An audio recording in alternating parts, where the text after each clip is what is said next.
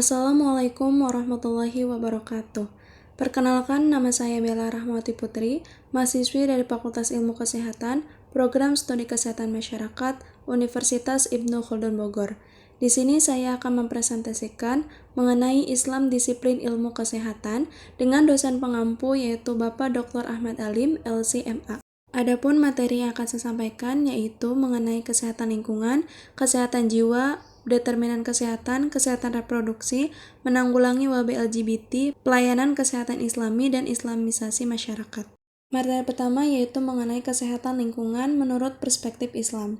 Jadi kesehatan lingkungan itu adalah ilmu yang mempelajari hubungan timbal balik antara faktor kesehatan dan faktor lingkungan. Islam bicara tentang masalah lingkungan karena lingkungan ini bukan sekadar isu lokal, tapi sudah menjadi isu global karena memiliki dampak yang serius di dalam kehidupan manusia dan juga di alam. Kerusakan yang ada di daratan maupun di lautan itu disebabkan karena ulah manusia itu sendiri. Sedangkan seorang muslim justru menepati kedudukan strategis dalam lingkungan hidup yang diciptakan sebagai khalifah di bumi ini, yaitu dengan melestarikan lingkungan, dilarang untuk merusak lingkungan, lalu menjaga kebersihan lingkungan, serta memahami masalah lingkungan sekitar. Materi kedua yaitu ada kesehatan jiwa perspektif Islam. Jiwa adalah bagian dari ruh manusia yang sudah menyatu di dalam jasadnya.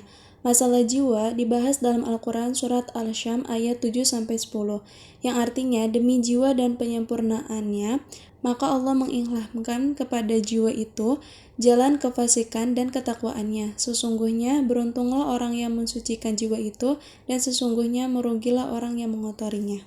Menurut Imam Al-Ghazali, ada 3 perkara yang dapat mengotori jiwa. Yang pertama yaitu manusia terlalu cinta pada dunia. Ketika manusia terlalu cinta pada dunia, mereka akan lalai sehingga menyebabkan orang itu benci atau lupa mati. Yang kedua yaitu terlalu bergantung pada makhluk. Jika jiwa kita terlalu bersandar terhadap makhluk, maka akan lemah. Diibaratkan dalam Al-Quran seperti selemah laba-laba yang bergantung dengan sarangnya. Yang ketiga yaitu gangguan dari bisikan syaitan. Setan, iblis ketika diusir dari surga oleh Allah, dia bersumpah akan menyesatkan umat manusia. Ada 3 unsur jiwa pada manusia, yaitu syahwat, akal, dan juga emosi. Materi yang ketiga yaitu determinan kesehatan perspektif Islam. Sehat dalam Islam yaitu sehat secara fisik, lahir, dan batin, tidak bisa dipisahkan dan saling mempengaruhi serta melengkapi. Ada faktor-faktor yang mempengaruhi kesehatan dalam perspektif Islam. Yang pertama yaitu berdoa. Berdoa memberikan energi positif dan kekuatan serta nutrisi bagi jiwa dan raga manusia. Yang kedua yaitu ada sholat tahajud. Sholat tahajud berpengaruh dalam status kesehatan. Dan yang ketiga yaitu ada perilaku pola hidup. Perilaku pola hidup sehat yaitu melibatkan halal dan haramnya apapun yang kita lakukan dan kita dapatkan. Yang keempat yaitu ada faktor sosial. Penyakit datang dari diri sendiri yang selalu emosi, temperamen, serta tidak mau memaafkan terhadap orang lain. Obatnya yaitu dengan bersedekah serta berbagi sesama makhluk hidup agar menghilangkan penyakit dari diri kita. Dan yang kelima yaitu ada faktor lingkungan. Lingkungan yang sehat dapat mendatangkan kesejahteraan bagi masyarakat. Dan yang keenam yaitu ada faktor genetik. Di dalam Islam dilarang menikah satu darah kandung atau saudara perasian. Hal tersebut tidak dibenarkan karena akan menimbulkan penyakit bawaan dan kecacatan pada anaknya. Yang ketujuh yaitu ada pelayanan kesehatan. Pelayanan kesehatan yang baik bisa membantu mencegah datangnya penyakit atau pemulihan kesehatan dari sisi promotif, preventif, kuratif, dan rehabilitatif yang diberikan pelayanan kesehatan. Yang kedelapan yaitu ada pengetahuan. Semakin banyak pengetahuan seseorang tentang pentingnya kesehatan, maka akan memberikan pengaruh pola hidup yang lebih sehat. Yang kesembilan yaitu ada latar belakang budaya. Budaya dan kebiasaan sudah melekat di masyarakat, akan mempengaruhi kesehatan seseorang. Selama budaya itu memberikan pengaruh baik, maka tetap dipertahankan. Yang kesepuluh yaitu ada faktor emosional. Ketenangan seseorang adalah separuh dari kesehatan badannya. Seorang yang temperamen mudah terserang penyakit. Dan yang ke-11 yaitu ada faktor ekonomi. Status ekonomi bukan paling utama, tetapi ekonomi yang cukup mampu memenuhi gizi dan nutrisi bagi kesehatannya. Kondisi sehat seseorang dalam Islam juga dipengaruhi oleh keimanan dan ibadahnya sendiri. Semakin dalam dan tinggi keimanan seseorang, maka akan memberikan pengaruh ketenangan pada jasad atau tubuhnya. Materi yang kelima yaitu kesehatan reproduksi perspektif Islam. Kesehatan reproduksi adalah kesehatan secara fisik, mental, dan kesejahteraan sosial secara utuh pada semua hal yang berhubungan dengan sistem dan fungsi, serta proses reproduksi dan bukan hanya kondisi yang bebas dari penyakit atau kecacatan.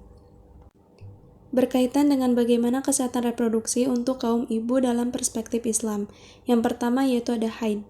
Dari sisi biologis, perempuan sudah mengalami haid, artinya telah mampu untuk bereproduksi. Haid adalah rutinitas yang dialami oleh setiap wanita, dan darah haid itu adalah darah kotor. Sel telur yang tidak dibuahi kemudian mati dan tidak berguna lagi, sehingga keluar pada waktunya bersamaan dengan darah. Hal tersebut normal dan siklus reproduksinya sehat.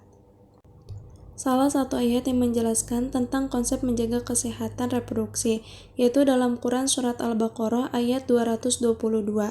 Dan mereka menanyakan kepadamu Muhammad tentang haid. Katakanlah, itu adalah sesuatu yang kotor. Karena itu jauhilah istri pada waktu haid, dan jangan kamu dekati mereka sebelum mereka suci. Apabila mereka telah suci, campurilah mereka sesuai dengan ketentuan yang diperintahkan Allah kepadamu.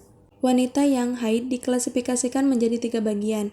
Yang pertama yaitu ada mu'tadiyah, yaitu wanita yang baru pertama kali mengalami haid. Yang kedua yaitu ada mu'tadah, yaitu wanita yang sudah terbiasa kapan datangnya haid atau mengetahui berapa lama masa haidnya. Dan yang ketiga yaitu ada mutahayyirah, yaitu wanita yang lupa kebiasaan haidnya, baik kapan datangnya haid atau kapan permulaan siklus haidnya terjadi. Yang kedua yaitu ada masa kehamilan. Kehamilan adalah suatu ibadah. Konsep kehamilan dalam Islam harus ada legalitas melalui hubungan harmonis yaitu pernikahan. Terdapat dalam kandungan surat Al-Mu'minun ayat 12-14 yang menjelaskan tentang proses penciptaan manusia. Allah menciptakan manusia dari saripati dari tanah, kemudian menjadi air mani, kemudian menjadi segumpal darah, dan kemudian segumpal darah tersebut Allah ciptakan menjadi segumpal daging, dan segumpal daging itu Allah ciptakan menjadi tulang berulang. Jadi, kehamilan dalam Islam dijelaskan sangat rinci karena berhubungan dengan nasab, hukum, hikam, dan hikmah yang ada di dalamnya. Lalu yang ketiga itu ada persalinan. Persalinan tidak hanya sekedar prosesnya saja, tetapi ada proses adab, penghormatan, dan kehormatan diri. Terdapat dalam Quran Surat Al-Luqman ayat 14. Dan kami perintahkan kepada manusia berbuat baik kepada kedua orang tuanya. Ibunya telah mengandungnya dalam keadaan lemah yang bertambah-tambah, dan menyapihnya dalam 2 tahun. Bersyukurlah kepadaku dan kepada kedua orang tuamu, hanya kepadaku kamu kembali. Dan ketika seorang perempuan telah menjadi seorang ibu, maka derajatnya itu akan tinggi dari seorang ayah untuk anaknya. Lalu yang keempat yaitu menyusui. Al-Quran menganjurkan bayi yang baru lahir disusui oleh ibunya selama 2 tahun. Hal ini diungkapkan dalam Quran Surat Al-Luqman ayat 14, Al-Baqarah ayat 233, dan Al-Ahqaf ayat 15. Ada kemuliaan bagi para ibu yang sedang dalam masa menyusui, yaitu diberikan keringanan untuk tidak menjalankan puasa Ramadan dan tidak perlu mengganti qadha di luar bulan Ramadan, namun cukup menggantinya dengan membayar fidyah. Keringanan ini diberikan oleh Islam karena ibu menyusui dan ibu hamil digolongkan pada orang dalam kondisi berat untuk berpuasa. Dan yang kelima yaitu perawatan. Seorang ibu masih mempunyai kewajiban untuk mendidik dan merawat anaknya.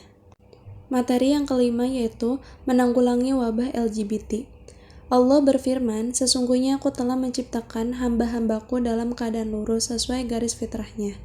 Jadi kaum-kaum LGBT yang sekarang sedang mewabah ini dapat mengancam kepunahan manusia dan membahayakan fitrah manusia, serta menyebabkan wabah HIV yang merajalela.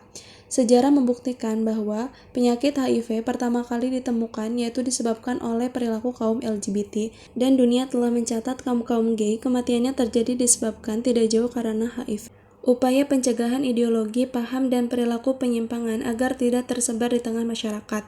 Yang pertama yaitu dengan memperbaiki akidah atau paradigma berpikir masyarakat. Dengan mengenalkan bahwa manusia lahir secara fitrah, jadi tidak ada fitrahnya LGBT disebabkan karena keturunan. Meluruskan cara pandangannya bahwa Allah Subhanahu wa Ta'ala tidak menciptakan dan tidak menghendaki kaum LGBT. serta diperbaiki cara berpikirnya, dan diluruskan dengan ilmu agar tidak mengurangi gerak ruang lingkup dari ideologi yang berbahaya atau menyimpang ini. Yang kedua yaitu diterapi dari sisi sikap. Jangan sampai tasyabuh, yaitu serupa. Laki-laki menyerupai wanita dan wanita menyerupai laki-laki. Ini salah satu hal yang dilaknat oleh Allah Subhanahu wa taala. Serupa dan menyerupai dari tampilan fisik, gaya, mimik bicara, cara berpakaian, ataupun sikap. Salah satu upaya yang dapat dilakukan yaitu terapi dengan cara ruqyah. Lalu materi keenam yaitu ada pelayanan kesehatan Islami. Prinsip atau nilai yang harus dibangun dalam memberikan pelayanan kesehatan Islami yaitu ada 8. Yang pertama yaitu prinsip ihsan. Saat melayani pasien bukan hanya sekadar melihat kemanusiaan pasien, tapi kita melihat perintah Allah Subhanahu wa taala. Di mana Allah Subhanahu wa taala memerintahkan kepada kita wala ahsinu innalaha yuhibbul muhsinin, yang artinya kalian berbuat ihsanlah, sesungguhnya Allah mencintai orang yang berbuat ihsan. Yang kedua yaitu prinsip rahmah atau nilai kasih sayang. Ketika tenaga medis di sebuah lembaga kesehatan menanamkan nilai rahmah, maka akan memberikan pelayanan yang dibingkai dengan rasa kasih sayang. Nilai ini penting karena kasih sayang itu akan mengikat antara tenaga medis dengan pasiennya. Lalu yang ketiga prinsip an-nusrah atau nilai pertolongan. Dengan memberikan pertolongan kepada orang lain, meringankan beban atau memberikan solusi karena orang yang sakit itu merupakan orang yang sedang diuji secara mental ataupun fisiknya. Lalu yang keempat yaitu ada prinsip al-manfa'ah atau nilai manfaat. Nabi SAW mengatakan sebaik-baiknya manusia itu adalah manusia yang memberikan manfaat kepada orang lain. Prinsip manfaat sangat penting sehingga konsep yang dibangun ketika memberikan pelayanan berbasis manfaat itu semua orang akan kebagian manfaatnya. Yang kelima, prinsip memberikan kemudahan. Ketika rumah sakit atau pelayanan kesehatan dengan menganut prinsip memudahkan orang itu akan memberikan ketenangan kepada jiwa pasien sehingga akan membangun loyalitas dari pasiennya. Yang keenam ada prinsip ma'ruf, yaitu dengan menggunakan bahasa daerah setempat yang halus dan santun, berbuat baik dengan mempertimbangkan kebiasaan masyarakat setempat. Nah, prinsip ini dapat mengikat jiwa pasien dengan rumah sakit dan tenaga medis lainnya. Yang ketujuh ada prinsip memberikan kebahagiaan, yaitu dengan melayani pasien dengan membahagiakan mereka dengan menghilangkan hal-hal yang membuat orang itu susah, dengan cara menghibur, berkata manis, berkata santun, atau mengurangi bebannya, yaitu dengan membantu dari sisi administrasinya. Dan yang kedelapan yaitu prinsip membangun tali persahabatan. Prinsip ini bertujuan untuk merekatkan tali silaturahim sehingga jaringan-jaringan kita semakin luas. Lalu materi terakhir yaitu ada islamisasi masyarakat. Adapun beberapa peran tenaga kesehatan di masyarakat. Yang pertama yaitu tidak hanya sekedar membimbing dan memberikan penyuluhan secara normatif di masyarakat, tetapi juga sebagai dai kesehatan untuk berdakwah melalui sikap dan akhlak.